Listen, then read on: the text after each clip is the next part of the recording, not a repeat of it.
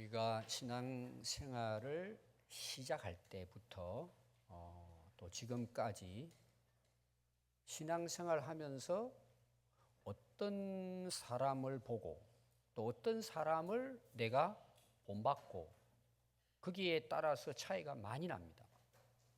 그럼 우리 그리스도인들이 본받아야 될 가장 중요한 인물들은 성경에 나옵니다.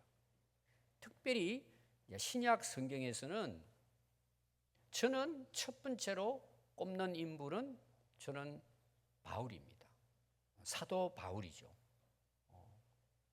그래서 우리가 이제 오늘 읽은 이 사도행전은 실제로 거의 대부분의 사도행전 9장부터 28장까지는 바울에 대한 이야기입니다. 바울이 어떻게 예수님을 만나고 또 그 복음을 어떻게 전했는가. 바울의 생애입니다. 바울의 사역이라고 볼 수가 있습니다. 그래서 우리가 사도행전 9장에 보면은 바울이 예수님을 믿기 전과 믿은 후에 그 이야기가 나오고 있습니다. 원래 이 사도 바울은 유대인으로서 열심당입니다. 율법을 열심히 지키는 자입니다. 진짜 율법에 흠이 없이 살았던 인물입니다. 그리고 율법의 교사였습니다. 굉장히 똑똑한 인물입니다. 최고의 학문을 배웠습니다. 그래서 그 당시로 보면은 인기가 굉장히 많았습니다. 상당히 존경을 받는 인물이었습니다. 근데 예수님을 모르니까 예수님을 핍박하고 예수 믿는 사람들을 죽이는데 앞잡이였습니다. 그래서 사도행전 9장에 보면은 예수 믿는 사람들을 따라다니면서 잡아가지고 옥에다가 집어넣습니다. 그것도 공문을 받아가지고 법적으로 이들을 잡아올 그런 문서를 가지고 다니면서 예수 믿는 사람을 잡아오는 것입니다. 그래서 다메섹을 향해서 가고 있을 때 하늘에서 빛이 이 바울을 둘러쌉니다. 그리고 하늘에서 음성이 들립니다. 그때 당시 이름은 사울이에요. 사울하고 바울의 이름은 같은 사람이에요. 사울은 히브리 이름이고 바울은 헬라 이름이에요. 같은 인물이에요. 제가 이제 통일해서 바울이라고 쓰겠습니다. 바울아, 바울아, 너 어째서 나를 핍박하느냐? 이 바울이 너무 놀란 거죠. 당신 누굽니까? 주님 누구십니까? 내가 바로 핍박하는 예수라고 예수님께서 말씀하십니다. 그때 이제 바울이 예수님의 그 부활이 사실이구나. 예수님을 믿게 됩니다. 그러면서 내가 저 다메섹 시내로 들어가면 거기 누가 널 기다리고 있을 것이다. 그가 너에게 앞으로 내가 할 일이 뭔지 네 사명을 알게 해줄 것이다. 그 시내에 들어갔더니 누가 있을까요? 아나니아를 하나님이 준비해 놓으시고 환상 중에 바울을 보게 합니다. 이러한 자가 너를 만나러 올 테니까 너는 그에게 이렇게 말해라. 그래서 이 바울이 아나니아를 만나게 됩니다. 그래서 그가 말한 내용이 뭐냐 하면 이런 내용이에요. 너는 내 이름을 위하여 이방인과 임금들과 이스라엘 자손들에게 전하게 하기 위한 나의 택한 그릇이라고 이야기합니다. 자, 여러분 그릇은 어디에 사용을 해요? 대부분 음식을 담을 때 사용합니다. 뭐 손님들이 온다든지 그러면 또 더 좋은 그릇을 준비해 가지고 거기다 음식을 마련해서 담아 가지고 상 위에 올려놓습니다. 또 우리가 음식을 나를 때도 그 그릇에다가 음식을 넣어 가지고 그걸 또 옮깁니다. 그럼 여기에서 바울을 나의 택한 그릇이라는 말은 뭘까요? 예수님을 그 그릇에 담아 가지고 많은 사람들에게 알리라는 뜻이에요. 그럼 그릇은 바울을 이야기하는 거예요. 우리가 그런 거 있죠? 큰 그릇, 작은 그릇 그러잖아요. 그 사람을 비유할 때 그래요. 정말 훌륭한 인물은 아주 큰 그릇이라 그러잖아요. 또 대기만성이라는 말도 있잖아요. 큰 그릇은 시간이 좀 걸린다는 거죠. 사람에다 비유를 합니다. 일꾼에다 비유를 해요. 근데 바울에게는 예수님이 너는 나의 택한 그릇이라는 거예요. 그럼 그릇에 바울은 뭘 담아야 될까요? 예수님을 담아야 되는 거예요. 그리고 전달하는 거예요. 예수님을 알리는 거예요. 내용물은 예수님이잖아요. 그래서 그릇은 예수님을 전달하는 도구지 자기가 주인공이 아니에요. 자, 오늘날 우리가 교회에 일꾼들이 있습니다. 두 부류의 일꾼들이 있어요. 내가 하고 싶어서 하는 일꾼들이 있어요. 내가 좋아하는 일을 하는 사람이 있어요. 누가 시키지 않았는데 내가 하고 싶은 거예요. 예를 들어서 내가 노래를 잘 불러요. 찬양대 하는 거 보니까 나도 부르고 싶은 거예요. 가서 서서 하는 거예요. 그러다가 일이 좀 바빠요. 그럼 안 오는 거예요. 피곤해요. 주일날 손님 왔어요. 그럼 안 오는 거예요. 왜? 자기가 원해서 했기 때문에 자기가 원하면 안 하는 거예요. 또 하다가 누가 한마디 한다. 그럼 기분이 상해가지고 안 하는 거예요. 여러분, 교회에 일을 하는 일꾼들 가운데 이런 사람이 있어요. 자기가 막 한다고 뛰어들어가지고 나중에는 갑자기 또 안 해버려요. 또 어느 날 또 와요. 여기 여러분, 바울은 어떤 인물이냐? 예수님이 택한 그릇이에요. 예수님께서 바울을 일꾼으로 부르신 거예요. 이걸 다른 말로 우리가 소명이라 그래요. 여러분, 교회 안에서요, 하나님의 부름을 받은 일꾼들은 예를 들어서 첫 주부터 이걸 내가 시작을 했어요. 그래서 내가 교사다. 그러면 끝까지 하는 거예요. 연말까지 하는 거예요. 왜? 내가 원해서 한 것이 아니라 예수님이 나를 불러서 나를 택해서 일꾼으로 삼아주신 거예요.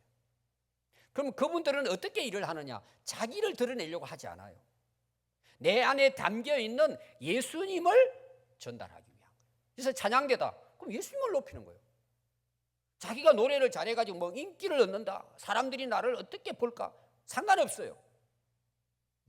주님께 올려드리는 거예요.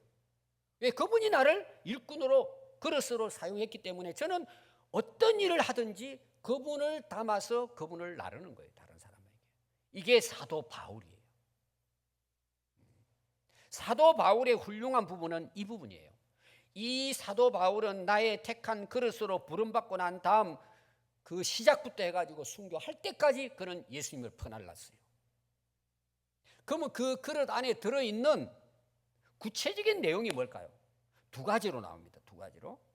자, 여러분들이 그 사도행전 9장 15절부터 보면은 예수님께서 나의 택한 그릇으로 선택했다, 분명하게 기록하고 있고, 19절부터 보면은, 그러면 그 바울이 지금 9장의 내용이에요. 부름을 받아가지고 9장 19절에 보면 사울이 다메섹에 있는 제자들에게 갑니다. 자기가 이제 제자가 됐잖아요. 예수님의 부름을 받았어. 이럼 뭘 했을까요? 20절에 보면 이렇게 나와요. 즉시로 각 회당에 들어가서 예수가 하나님의 아들이심과, 또 22절에 보면 사울은 힘을 더 얻어 예수를 그리스도라 증언하였다고 나와요. 그럼 바울이 예수님의 택한 그릇이라는 건데, 바울 안에 뭐가 담겨 있으냐? 물론 예수님이 담겨 있어요. 더 구체적으로 말하면 예수님을 하나님의 아들로 믿는 믿음이 있는 거예요. 예수님은 하나님의 아들로 하나님 보내주셨다. 두 번째는 예수님은 그리스도다.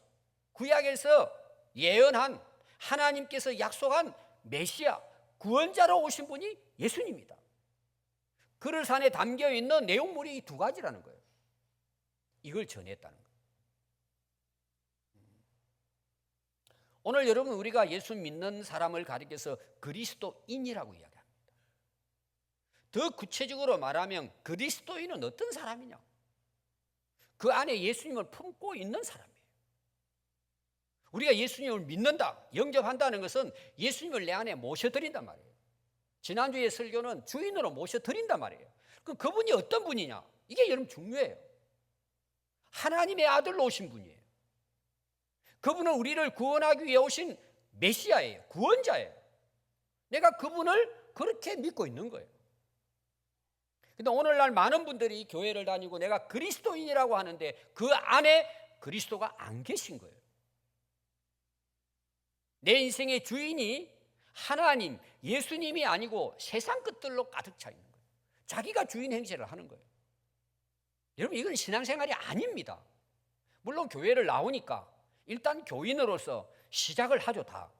그러나 결론은 그리스도인은 교회에 나오는 사람을 이야기하는 것이 아니라 교회는 마땅히 나오지만 예수님을 내 안에 모신 사람이에요. 나는 예수님을 담고 있는 그릇이에요. 이거는 바울뿐만이 아니에요. 우리가 똑같은 거예요.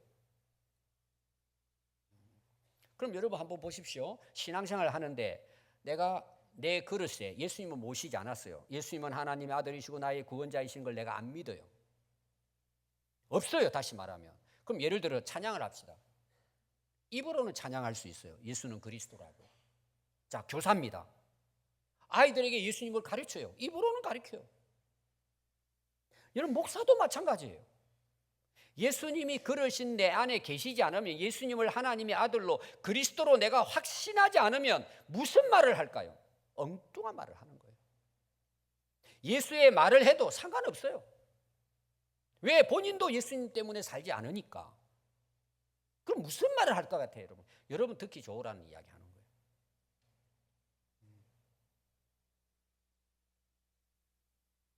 여러분, 사도 바울의 위대함은 여기 있습니다.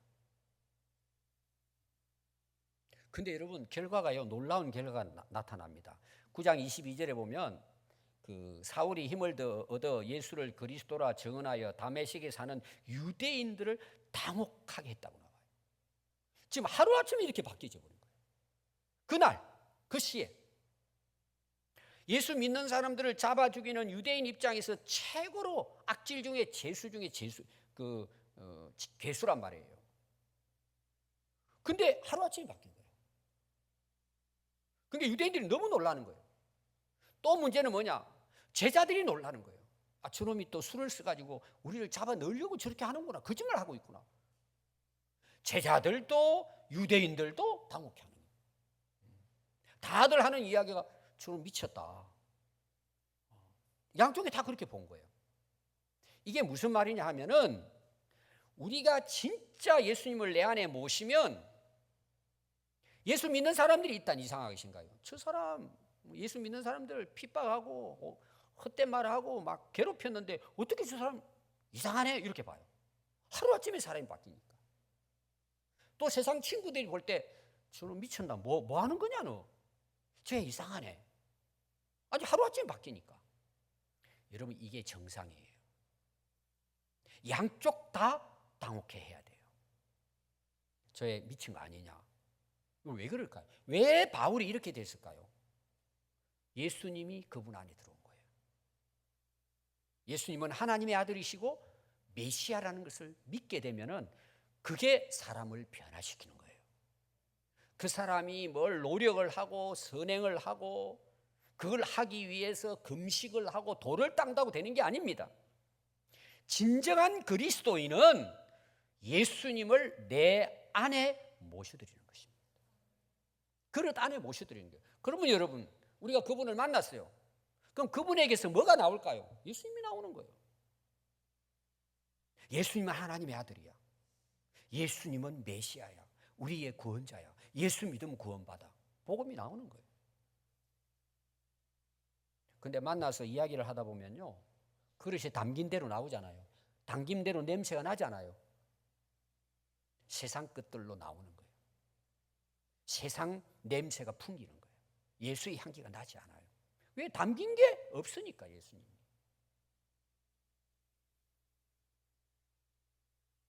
사도행전 13장 보면은 이제 사도 바울의 1차 전도 여행이 나옵니다.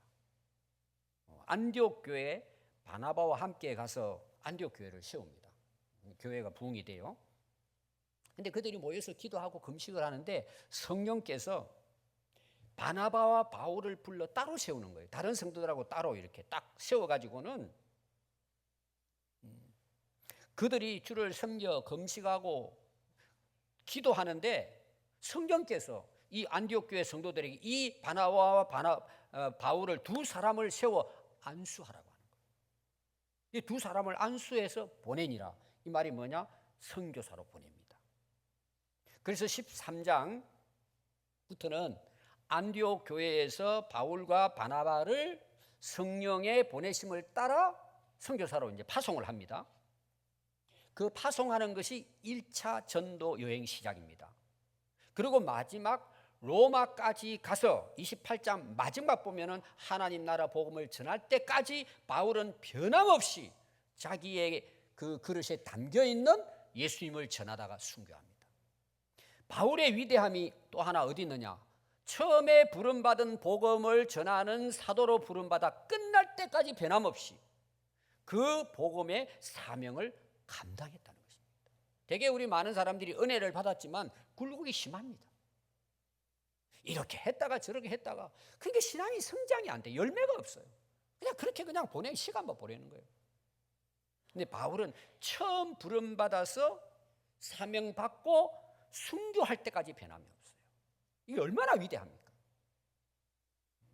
그래서 오늘 여러분들이 읽은 14장이 이제 1차 전도 여행 때 13장부터 시작해가지고 터키 지역, 소아시아 지역 남동쪽 부분이에요. 1차 전도는. 근데 이고니아라고 하는 도시에 들어갑니다.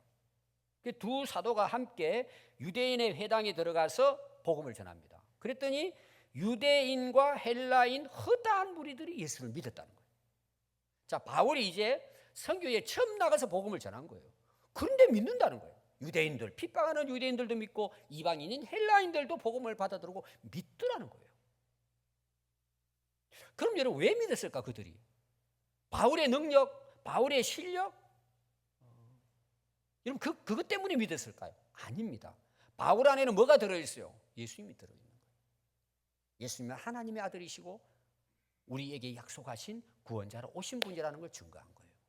그러니까 믿는 자들이 생겨난단 말이에요. 여러분 복음은 전해지면 그 복음을 듣는 사람은 예수님을 믿게 됩니다. 바울하고 상관없습니다, 여러분. 그 복음 자체가 자기가 품고 있는 자기 그릇에 담겨 있는 것이 무엇이냐에 따라서 믿느냐 안 믿느냐가 차이가 난단 말이에요. 우리도 마찬가지입니다, 여러분. 바울하고 다를 바 없습니다. 우리 안에 예수님이 계시면 그 예수님을 전하면 듣는 사람은 믿게 됩니다. 뭐 안 듣는 사람은 어쩔 수가 없죠. 여러분 복음은 전해지면 반드시 믿는 사람이 있습니다. 우리가 어떻게 해야죠? 전해야죠. 듣고 안 듣고 믿고 안 듣고 안 믿고는 우리가 할 수 없어요. 뭐가 할 수 있을까요? 복음의 능력이 할 수 있는 거예요. 이게 복음의 능력이에요.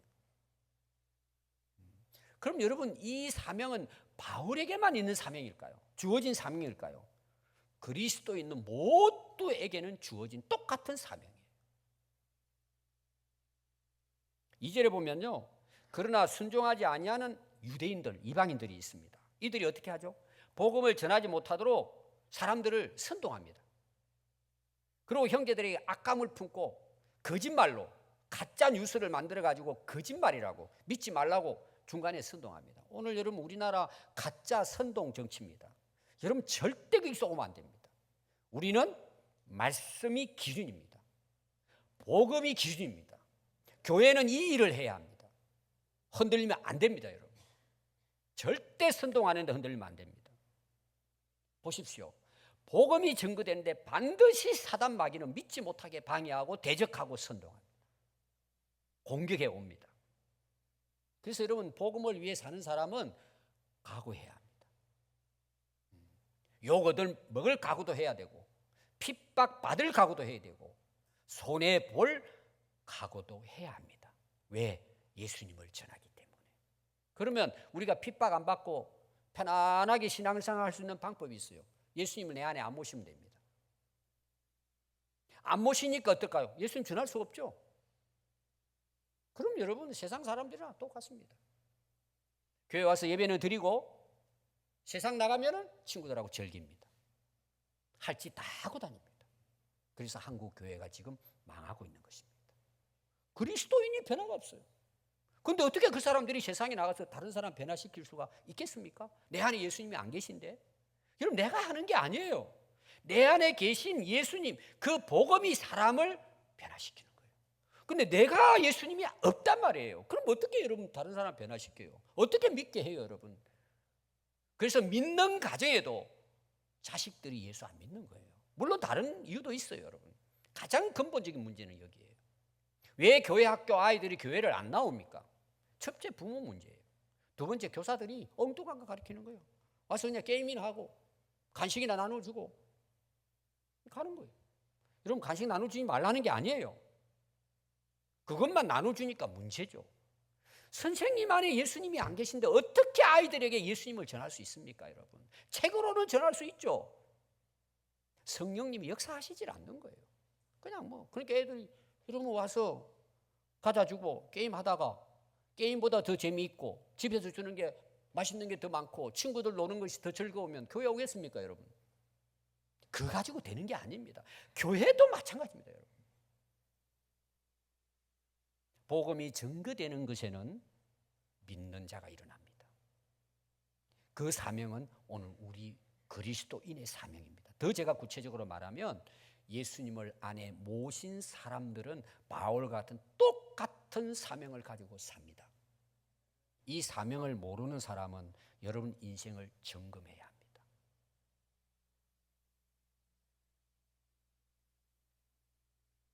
여러분, 4절에 보면요, 그 시내의 무리가 나누어 유대인을 따르는 자도 있고 두 사도를 따르는 자도 있는지라. 이방인과 유대인과 그 관리들이 두 사도를 모욕하며 돌로 치려고 달려드니 그들이 알고 도망하여 루가오니아 두 성 루스드라 더베와 그 근방에 가서 거기서도 복음을 전해. 지금 핍박을 받고 얻어맞을 위기에, 죽을 위기에 도망쳐서 루스드라와 더베에 왔는데 거기서 또 복음을 전해요. 그 여러분 뒤에 보면 돌에 맞아서 바울이 죽습니다. 쓰러져요. 기절해 버립니다. 일어나서 또 그 성에 들어가서 복음을 전합니다. 근데 바울의 위대하면요, 포기하지 않습니다. 왜? 자기 안에 담긴 예수 그리스도 때문에. 여러분, 그리스도인의 삶은 어디에다가 집중하고 올인해야 될까요? 예수님을 전하는 데 올인해야 되는 거예요. 그것은 우리가 노력해서 되는 게 아니에요. 예수님이 내 안에 계실 때는 되는 거예요. 그것은 되는 거예요, 여러분. 여러분들이 신앙생활 하면서 고민해야 될 게 뭐냐? 왜 신앙생활이 힘드냐? 어렵냐? 주일 되면 왜 이렇게 바쁘고 교회 가기 싫을까? 여러분, 점검해야 합니다. 가장 중요한 것은 여러 가지 이유가 있지만 가장 근본적인 것은 여러분 안에 예수님이 안 계십니다. 그건 정확합니다, 여러분. 그래서 힘듭니다. 신앙생활 하기가 어렵습니다. 그러나 내 형편이 힘들고 어려워도 너무 바빠도 내 안에 예수님이 계시면 신앙생활은 쉬워집니다. 그냥 됩니다. 정리가 됩니다, 여러분. 그런데 여러분 14장 8절에 보니까 그 루스드라에 발을 쓰지 못하는 사람이 있어요. 평생 한 번도 걸어본 적이 없어요. 근데 바울이 복음을 전하는데 그 말을 들었다 그랬어요. 듣건을 바울이 주목하여 구원받을 만한 믿음이 그에게 있는 것을 보고 큰 소리로 이르되 내 발로 바로 일어서라 하니 그 사람이 일어나니라. 안전병이 일어났어요. 한 번도 걷지 못한 사람이 일어난 거예요.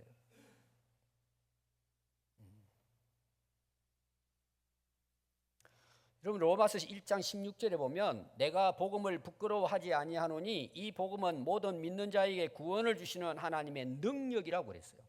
여러분, 복음이 전거되면은 물론 우리가 잘 준비해서 논리 있게 잘 전하는 게 필요하죠. 그런데 그 사람을 살리고 구원하는 그 이유는 사람이 어떻게 전하는지 있지 않아요. 복음 자체가 하나님의 능력이에요. 어떤 사람도 회개시키고 구원받게 할 수 있어요. 그런데 그 사람이 어떻게 할 때인가요? 말씀을 들을 때예요. 예수님도 말씀을 전하는데 4가지 밭이 있다 그랬잖아요. 만밭이 있잖아요. 돌밭 같은 사람, 가시밭 같은 사람, 길가 같은 사람, 마지막 옥토 같은 마음이에요. 여러분, 여기 앉아 계신 분도 마찬가지입니다. 좋은 만밭을 가지고 그걸 하나님 말씀으로 받아들이면 거기에 역사가 일어나는 거예요. 왜? 말씀이 진리고 복음이 능력이기 때문에 그 복음이 나를 변화시키는 거예요. 근데 내가 안 받아들이잖아요. 돌처럼 굳어져 가지고. 그럼 여러분, 교회를 아무리 오래 다녀도 믿음이 들지 않습니다. 예수님 모셔드릴 수가 없어요. 내 안에 다른 것이 가득 차 있단 말이에요. 돌밭 같단 말이에요. 아스팔트 길 같아요. 들어올 빈틈이 없어요. 평생 가도 변화되지 않습니다. 예수님이 내 안에 들어오셔야 변화가 일어납니다. 그리고 그들은 어디든지 예수님을 전합니다. 근데 듣는 사람은 예수 믿는 역사가 일어납니다. 저는 오늘 이 말씀을 준비하면서 저는 지금 여러분들에게 전도하는 거예요. 여러분 교회에 다닌다고 예수 믿는 게 아닙니다. 교회에 다니는 교인하고 예수 믿은 그리스도인은 다른 거예요. 제가 보는 오늘 한국 교회는 이런 면에서 심각합니다. 그래서 무리들이요, 걷지 못한 사람이 일어나니까요, 이걸 보고 무리들이 막 너무 놀랍니다. 그러면서 뭐라고 이들이 이야기하느냐 하면은 소리를 지르면서 그들의 방언으로 신들이 사람의 형성으로 왔다고. 바나바를 제우스 신이라고, 바울을 헤르메스 신이라고, 또 그 소식을 들은 여러 지역의 제사장들이요, 소를 몰고 와요. 제사 드리려고. 진짜 신이 내려왔다는 거죠. 또 꽃다발을 가져와요. 화환을 가져옵니다. 그리고 문 앞에 막 유대 인들 그 회당에서 지금 복음을 전하고 있잖아요. 회당 앞에 그냥 사람들이 인산인해를 놓고 다 모인 거예요. 제우스, 헤르메스 신을, 그 우상을 섬기는 사람들이 신이 사람의 모양으로 내려왔다고 막 제사장들이 제사 드리고서 모여든 거예요. 여러분, 바울의 마음이 어땠을까요? 인기가 대단하잖아요. 바울 입장에서는요, 영광이에요. 대성공이에요. 과연 성공일까요? 여러분, 이 바울에게 있어서는 이게 첫 번째 시험이에요. 바울의 사명은 뭐죠? 복음을 전하는 거예요. 근데 복음을 전하는 이런 역사들이 일어난 거예요. 사람들의 인기가 막 하늘을 찌릅니다. 그리고 제사 드리러 와요. 보통 사람들은 여기서 넘어집니다. 자기가 한 것처럼, 내가 한 것처럼. 여러분, 우리가 인생을 살아가는데 내가 한 게 있을까요? 내가 잘해서 여기 있을까요? 아닙니다, 여러분. 하나님께서 기회를 주신 거예요. 그렇게 하도록 은혜를 주시고 건강을 주신 거예요. 내가 한 게 아니에요.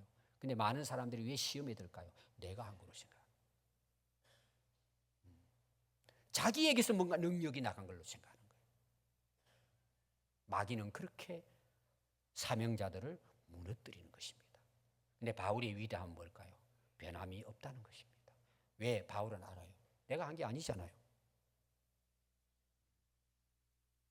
우리 한국 교회를 무너뜨린 것 중 여러 가지가 있지만 신비주의예요. 은사주의예요.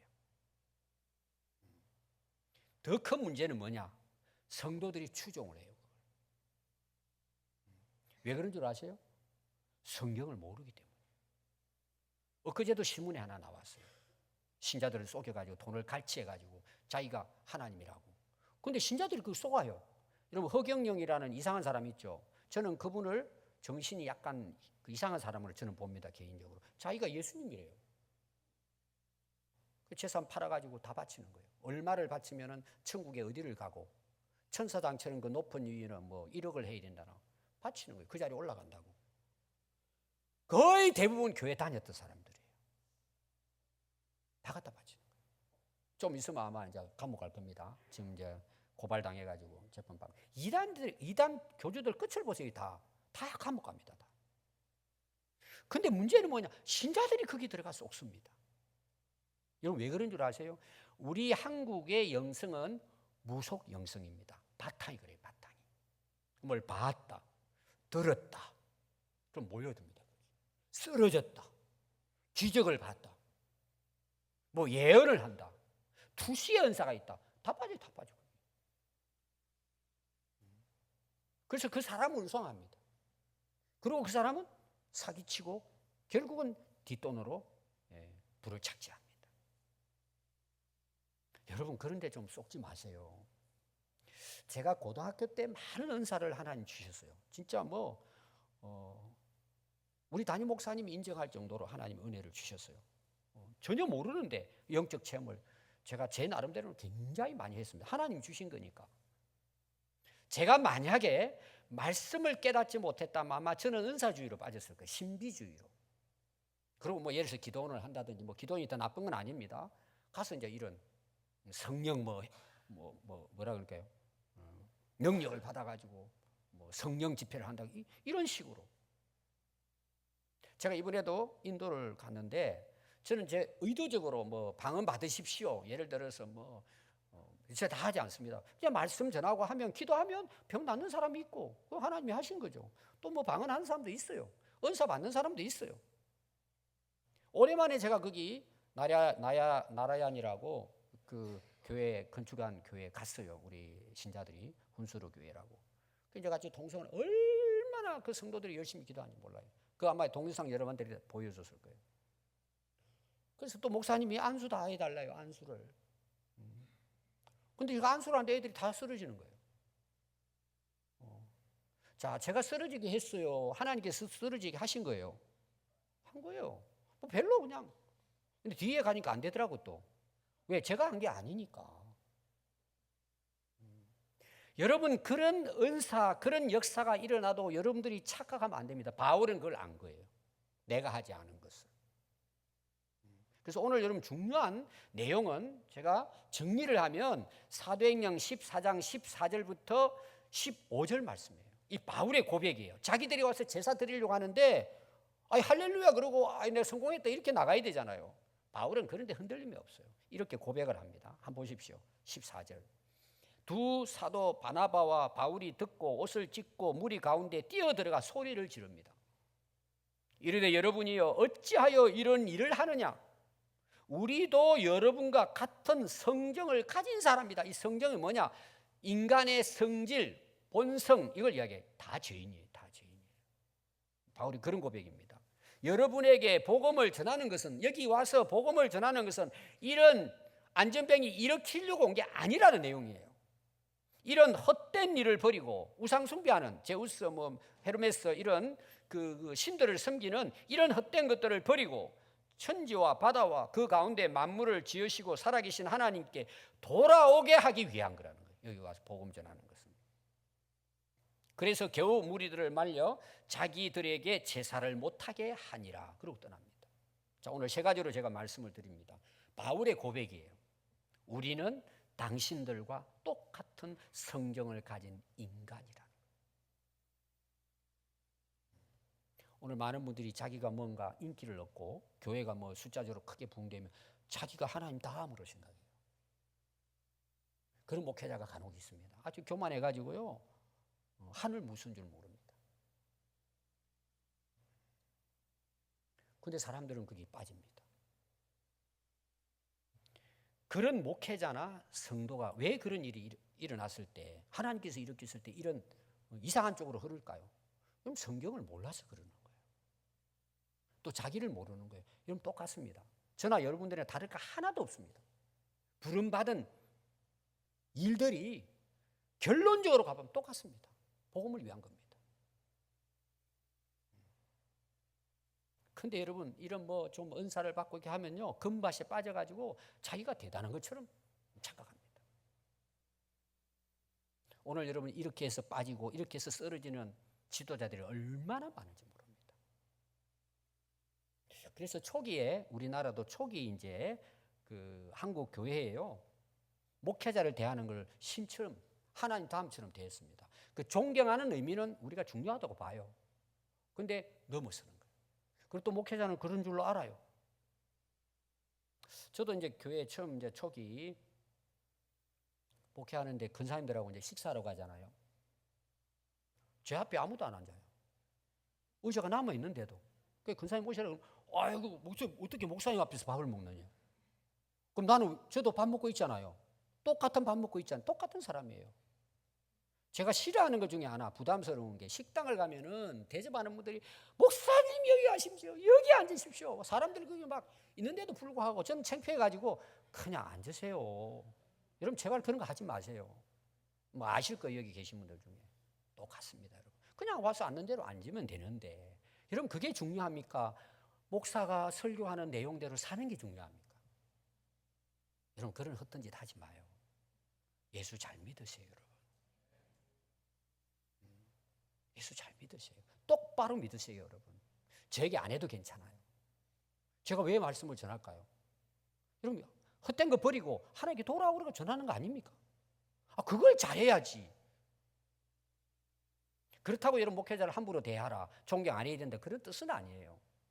잘못 생각하고 있는 거예요. 저도 여러분과 아무런 다를 바 없는 인간입니다. 자, 여러분 2, 3분만 호흡하지 않으면 우리는 다 쓰러 죽습니다. 그게 인간입니다, 여러분. 3초만이라도 운전하다 졸면 대형사고 납니다. 그게 인간입니다, 여러분. 대단하지 않습니다. 하나님의 은혜로 살고 있는 것뿐입니다. 여러분 교회에 와서도 잘난 체 하지 마세요. 사회에서 어떤 위치에 있든지 여러분 다른 사람 비판하지 마세요. 똑같습니다, 여러분. 뭐가 여러분 다른 게 있습니까? 거기서 거기입니다, 여러분. 도토리 키재기입니다, 여러분. 하나님 보셨을 때는 겸손하십시오. 섬기십시오, 여러분. 거기서 거기란 말 똑같은 인간입니다. 바울이 이런 고백한 거잖아요.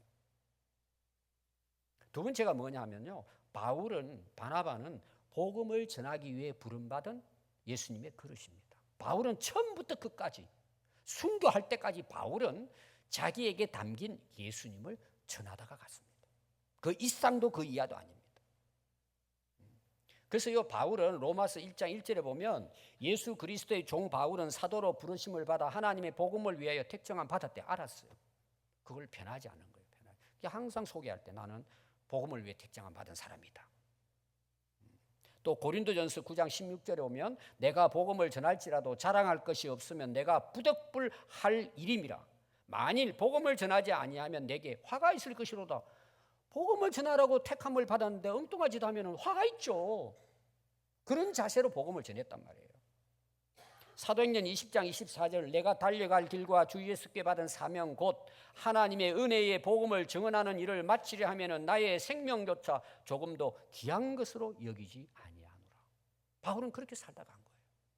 왜? 여러분 이건 바울의 위대함이 아닙니다. 그건 당연한 겁니다. 그걸 위해 택함을 받았기 때문에 그것을 변함없이 끝까지 감당하다 간 그 바울의 모습이 위대하죠. 우리가 본받아야 될 부분이죠. 그래서 바울은요 복음 전하다 온갖 고난과 핍박 받습니다. 왕 앞에 붙들려가 재판을 받습니다. 감옥까지 가서 갇힙니다. 고난을 당합니다. 그래서 거기 가서도 복음을 전합니다. 복음을 전하는 데는요 상황이나 환경이나 사람이나 차별 없어요. 그냥 가는 곳에는 왜? 자기 안에 담긴 것이 예수님이니까 전하는 거예요. 저와 여러분들은 뭘 위해서 살아야 합니까? 당연히 그리스도인이라면 복음 전하는 겁니다. 이건 처음부터 예수 믿고 난 다음 하늘나라 갈 때까지 우리는 만나면 입을 열면 복음 전하는 겁니다. 마지막 세 번째입니다. 왜 그 복음을 전했다고 이야기합니까? 여러분에게 복음을 전하는 것은 이런 헛된 일을 버리고 천지와 바다와 그 가운데 만물을 지으시고 살아계신 하나님께로 돌아오게 함이라는 거예요. 하나님은 천지 만물을 창조하시고 생명을 주관하시고 오늘 우리의 모든 이 세상 만물을 다스리시는 분입니다. 그런데 우리는 헛된 곳에 빠져 산단 말이에요. 우상 숭배입니다. 그때 당시로 말하면. 여러분 그게 뭘까요? 자기를 위해 사는 거예요, 여러분. 자기 우상이에요. 교회를 다니는데도 이런 거예요. 하나님께 돌아오라고 이 복음을 전했다는 거예요. 여러분 하나님께 돌아오지 않으면 우리 인생은 희망이 없습니다. 우리가 예수님께 돌아오지 않으면 구원받을 수 없습니다. 하늘나라 갈 수 없습니다. 여러분. 그게 복음의 결과입니다. 하나님이 뭘 기뻐하신다 그랬죠? 한 사람의 죄인이 회개하고 돌아오는 것을 하나님 기뻐하신다고. 지금도 마찬가지입니다. 우리가 하나님을 가장 기쁘시게 하는 일은 회개하는 겁니다. 살아계신 하나님 앞에 돌아오는 것입니다. 이게 기독교의 복음입니다.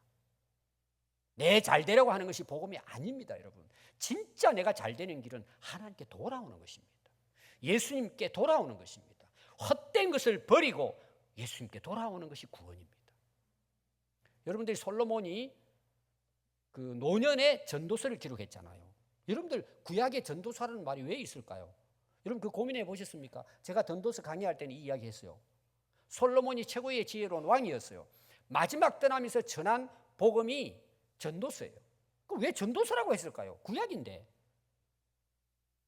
여러분 똑같은 내용이에요. 오늘 말씀하고 똑같은 거예요. 1장부터 12장의 거의 99%는 세상 모든 거 살아보니 헛되다는 내용이에요. 헛되다 다 바람 잡는 것 같다. 그리고 마지막 말씀이 뭐예요? 내가 인생을 살아와 보니까 결국은 하나님을 경외하고 그 명령을 지켜 행할지어다. 이것이 사람의 본분이라고 말하고 결론을 내려요. 헛된 인생 버리고 하나님께 돌아와서 사는 것이 그게 복이라는 내용이에요. 여러분들은 여러분들의 안에 예수님이 계십니까? 여러분들 그릇 안에 예수님은 하나님의 아들, 나를 구원하신 그리스도라고 여러분 담고 있습니까? 그 예수님을 정말 여러분들이 여러분 안에 주님으로 모시고 삽니까? 그럼 여러분들 어떻게 살까요? 노력이 아닙니다. 그 예수님 때문에, 그 안에 계신 성령님 때문에 그렇게 살게 되는 것입니다. 그럼 그 삶의 목적이 뭘까요? 하나님 나라 복음을 전하는 것입니다. 사람을 살리는 것입니다. 한 영혼 한 영혼이 회개하고 주님께로 돌아오도록 하는 것이 우리 인생의 목적입니다. 여러분들은 지금 어느 길로 가고 있습니까? 무엇을 위해 살고 있습니까? 오늘 여러분 말씀을 생각하시면서 여러분 마음에 결단하는 시간 되기 바랍니다. 기도하겠습니다.